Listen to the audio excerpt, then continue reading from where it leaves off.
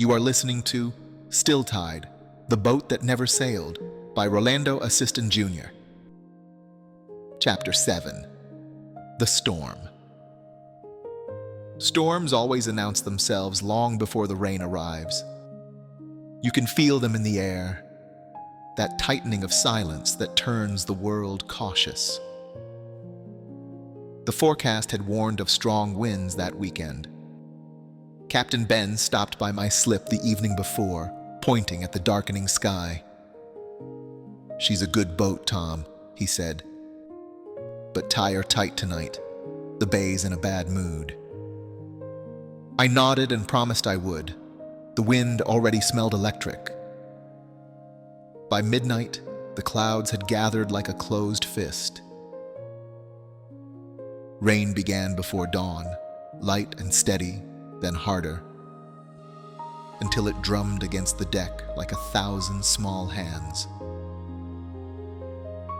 I sat inside the cabin of Still Tide, listening to the ropes groan and the mast creak.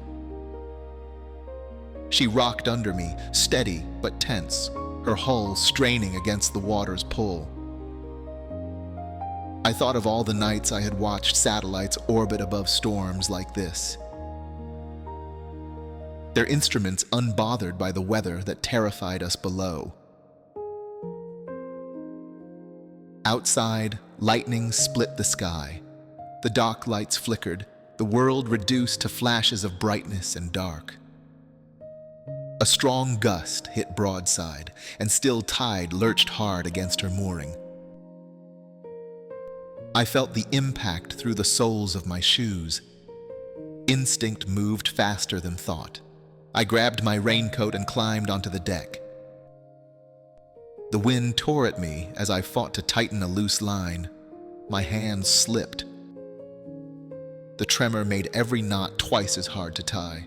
Cold rain blurred my vision. I pulled again, muscles trembling, breath loud in my ears. The boom swung suddenly, striking my shoulder and throwing me off balance. I stumbled, nearly fell into the water. Pain flared sharp and bright, but I caught the railing and held on. For a moment, I just stood there, gripping the metal, water streaming from my sleeves. "Easy," I whispered to her. "Hold steady." I wasn't sure if I was talking to the boat or myself. By morning, the storm began to fade. The rain thinned to a drizzle. The horizon emerged again, gray and shy. Still Tide had survived.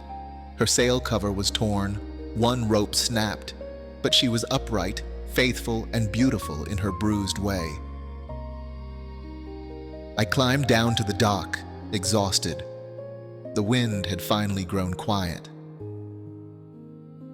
Captain Ben appeared from the other side of the pier, rain hat dripping. "Fool thing to be out in that," he said, though his tone carried more respect than anger. "She needed help," I said. He nodded slowly. "And you needed to remember you're still a sailor." 2 days later, the students arrived at the marina for their first field trip. Ms. Hughes had arranged it as a reward for the science fair project. When they saw Still Tide, patched but proud, they swarmed around her like bees around a blossom. "Can we go inside?" Maya asked. "Carefully," I said, "one at a time." They explored every inch, peeking into the cabin, tracing the ropes, asking about the compass. I showed them how the sails worked, how the keel kept balance, how even the smallest movement of air could carry you farther than muscle ever could. Javier pointed to the torn sail I had stitched roughly with thick thread. "Battle scars," he said. "That's right," I told him. "Proof she's lived."